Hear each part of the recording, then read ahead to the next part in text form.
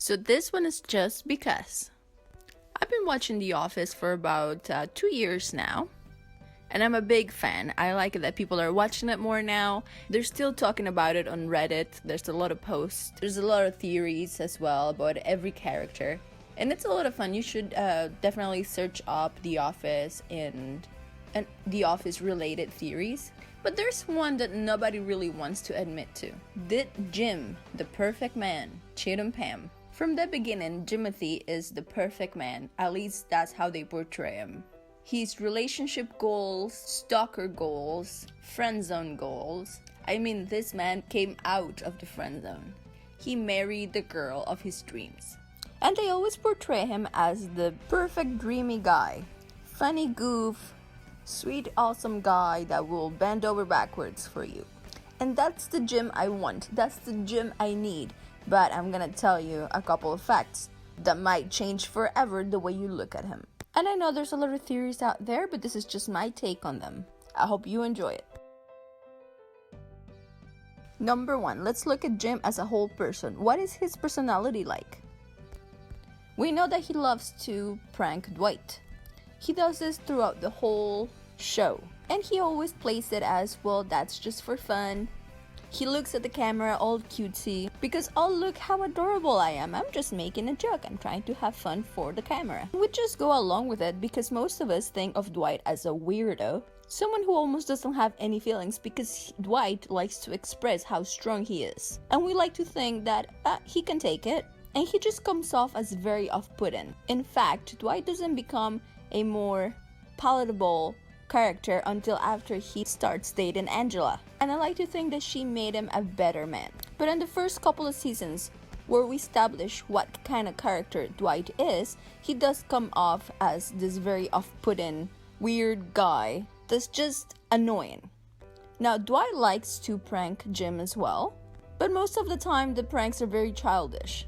Jim, on the other hand, seems to do it out of his own frustration. And in my opinion, Jim just outright bullies him to a point where it can be perceived as an abusive relationship. The pranks that he plays on Dwight are very psychological in nature. It's hard to watch a man be mentally tortured by someone who's portrayed as this cutesy, looksy, nice guy. A guy who we're supposed to fall in love with. And he kind of realizes he has some sort of awakening on season 2, episode 21, Conflict Resolution, where he talks to the camera and he explains prank by prank after Dwight, Michael, and Jim sit down to talk about all the complaints that Dwight has filed against Jim.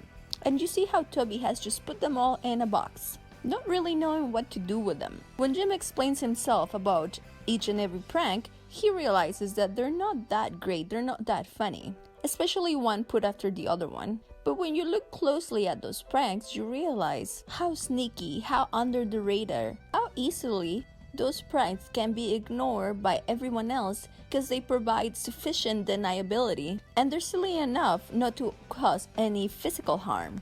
But he has been terrorizing Dwight this whole time, because even after he pranks him or tortures him, as I like to put it, Dwight cannot do anything about it, even though there's thousands of pranks that Dwight has complained about. And again, Dwight does come up with pranks against Jim, but they're not as manipulative, and the only thing he really achieves is to annoy Jim. Number 2, Jim is a liar.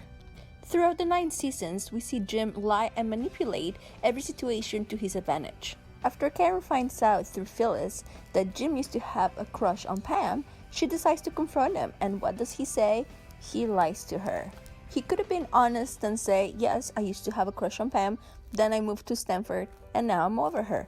But instead, he has the audacity to ask, what, did she say something? He's obviously just using Karen to get Pam jealous. He persuades her to move to Scranton only to get weirded out by the prospect of her moving into an apartment that's near his, and only allows her to move in after he talked with Pam. In my opinion, he realizes that he's acting like a douchebag and makes him look in front of Pam. And remember, she's his ultimate goal. He needs to look good in front of her. So, a la Jim, he decides to give Karen the contract to that apartment He is in control. He is the one that says, here, you may live here, you may have this. I have approved. But the whole scene is played out as to look what a good boyfriend Jim is. What a good friend for listening to Pam, to listening to her advice. Even though that advice destroyed her, later on you see Pam just crying on a bench. Because she's trying to be a good friend even if it's killing her. And that in itself is very manipulative of Jim. So those are some of the biggest lies that Jim tells. Lying to Karen's face, telling her that he never had a crush on Pam.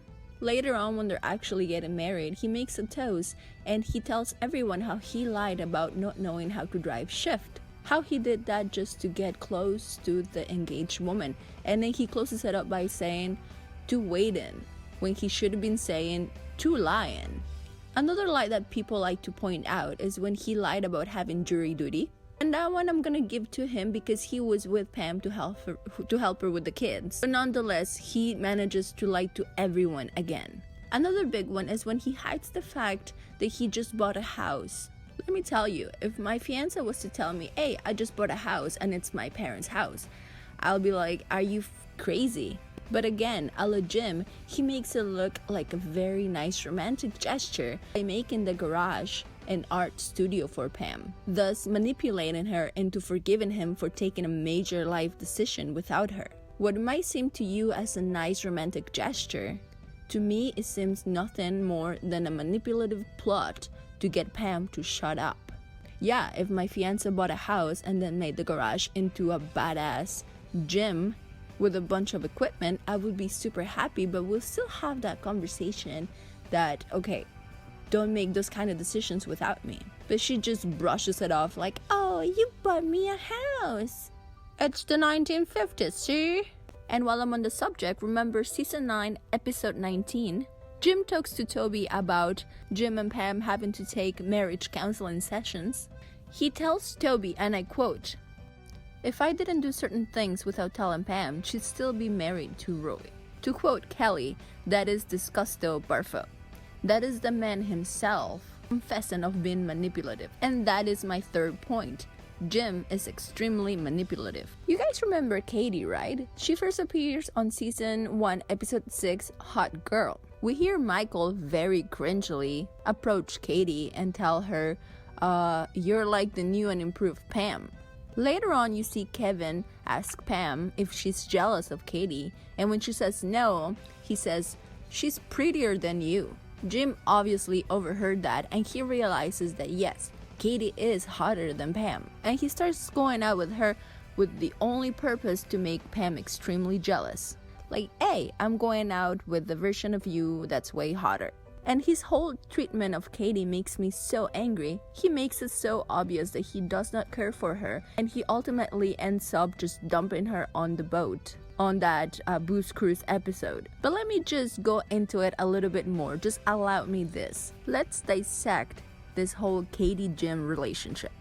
On season 2, episode 4, we start the episode with Pam answering a phone call from Katie.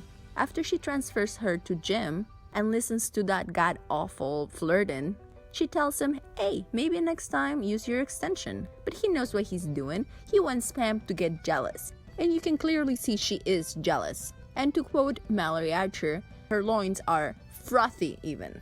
Can't see, but I can tell. Then, when Ryan unknowingly sets fire to the kitchen, they all meet up in the parking lot. And Jim sets up this whole desert island game, which I found obnoxious how he's always, okay everyone, gather up, let's do this because I say so. I even mentioned that to my sister when we were watching this episode a long time ago. And she got really upset at me. She called me crazy or jaded or something. But anyway, I just find him annoying. I find that whole bossy attitude annoying. When Katie gets there to meet up for lunch, he gets her out of the car, parades her like a show pony in front of everyone, like, hey guys, look at my hot girlfriend. But when she says something that he does not like or that he finds embarrassing, he pulls her back into the car, treating her like she's a dumb bimbo. And hey, she might be one, but you gotta cherish your dumb bimbo. You gotta be proud of her. But we all know he does not care about her, so since he didn't manage to make Pam jealous, he just leaves. On the Booze Cruise episode, you see Jim display this attitude again. He gets very embarrassed when Katie starts doing that gut-wrenching cheer rendition from when she was cheerleader. And yeah, it was annoying and very uncomfortable to watch, but his face says it all. He is embarrassed. He does not like that woman. And it's really sad because later on you see Katie talk to Pam and she asks her how did she manage to get someone to propose to her. And that was hard to watch because as someone that was in a relationship for about 14 years, it makes you very, hard for me to think about the word because that's the only time I felt it. I'm gonna have to Google this. No, wait, I looked in the mirror and I saw it. Insecure. Insecure is the word I was looking for. Yes, so we can see that Katie is very insecure and she has some antiquated ways of thinking when it comes to being in a relationship, right? You have to get married to be happy. Anyway, he ends up breaking up with her and just discarding her like she's a piece of garbage. You're on a boat, you goon. Could you not have waited until you got to land? He does this completely out of anger. It's an impulse because Roy had just told Pam to set a date for their wedding. But worse yet, you can tell that Jim was approaching Pam, who was talking with Katie at that moment, to tell her something very important, right in front of his girlfriend. That is garbage. You're garbage. You, Jim Halpert, are garbage. Who breaks up with someone on a boat? Girl, I would have jumped, and I don't even know how to swim. But no, you get to see Katie just mope around the boat. And you're supposed to feel bad for Jim. Come on. For his second victim, girlfriend, like I said, Jim convinces Karen to move to Scranton. He just strings her along the whole time, from that time where she asked if he had a crush on Pam, to Oscar's party where she asked if he still has feelings for her, to Pam's declaration of love or missing him as a friend at the beach. On their way to the interview in New York for the corporate position, she very pitifully asked if he would move to New York to be with her if she were to get the job, even though he's been very condescending the whole time because he knows he will get the job. He never really answers that question and that bothers me, but it doesn't really matter because later on you see him withdraw out of consideration for the position after he sees a little note that Pam wrote for him. And yes, it's very sweet that he's willing to give up on a good job that he will definitely get, but he once again just dumps another girlfriend. His behavior is escalating, his poor decisions are taking over. His impulsiveness is driving him. Remember, he pretty much strands a girl on a boat and now he's stranding another one in a different city. A little dramatic of me, yeah, but remember, these two women wouldn't have been there if it wasn't for him. He manipulated these two grown-up women into thinking they had some kind of future with him. And again, I cannot stress this hard enough. Karen moved cities to be with him. And Katie even asked him if he thought they would ever be engaged. Clearly, he had them wrapped around his finger. He's an expert manipulator. He's an expert liar and he's an expert bully. He needs to be in control, otherwise he snaps. Either by being abusive with his girlfriends, by bullying his co-workers, and by lying and manipulating every single situation. Jim always needs to come on top. And here's my last point, his lack of morals. This might be one that's more acceptable, but it's still wrong to come after an engaged woman. And yeah, she's not very happy with Roy, and he was definitely more abusive. There's this one time where he just grabs Pam after he sees her kind of flirt with Jim. Their behavior is unacceptable, but you should never get that close to a woman or a man. I'm not okay shoving people or pulling them. And on a side note, I really hated Roy. In any case, Jim is coming on after an engaged woman. A very unhappy, very mistreated woman. She does him miserable, but he's constantly crossing the line. He's constantly getting on her space. He gets way too handsy with her. He's pretty much grinding against her in some of the scenes from season 1 and season 2. He doesn't respect her space. You remember that time at the dojo? Is that how you say it? Pretty sure that's how you say it. While Michael and Dwight are fighting, Jim is in the bag with Pam and they're goofing around, and at some point he just picks her up.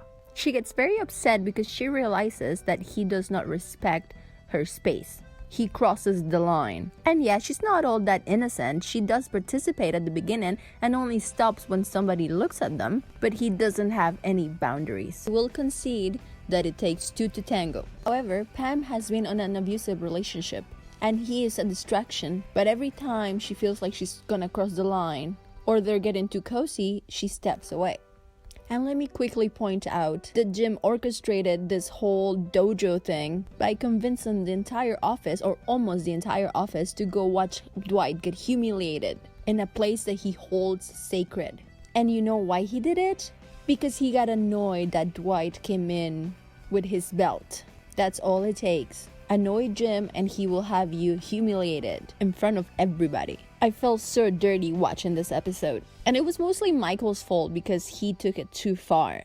But why were they there? It was all Jim's idea. Here's another example of Jim having questionable morals, and you can call this abuse as well. After once more lying to Pam, he decides to join Athleen. And I just don't understand why he had to lie to Pam. He had sacrificed enough for her, and yes, she should have understood that that was his dream, that was something that he wanted to take a chance on. But it's so easy for him to just lie that he decides to agree to her face and then lie and do whatever he wants behind her back. Their relationship is very dysfunctional. But the part that I consider abusive is when Pam is supposed to record Cece's recital. He could not be there because he is in Philly. It's one of the days that he has to work at Athleen. And yes, he has to sacrifice that because they're a family and he's trying to do better for everyone. But he just explodes at Pam when she fails to record that video. And he's like, well, now that moment is gone forever. Well, you should have been there. You chose your work.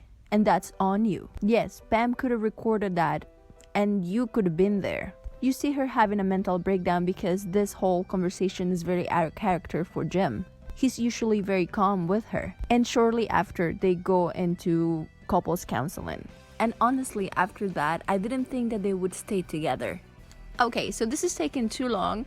I didn't anticipate to have to make 2 videos for this, but that's where we are at right now. I feel it was necessary to show you exactly why I'm sure that Jim cheated on Pam. Once you realize all of these traits, all of these bad traits that Jim has, that is not that far-fetched that he could have cheated on Pam, even though she's the love of his life and that he has walked all over people just to get near her. So I hope that you're ready for part 2, where I swear to you, I have absolute proof and evidence that he cheated on her. Thanks for watching, and remember, don't be basic.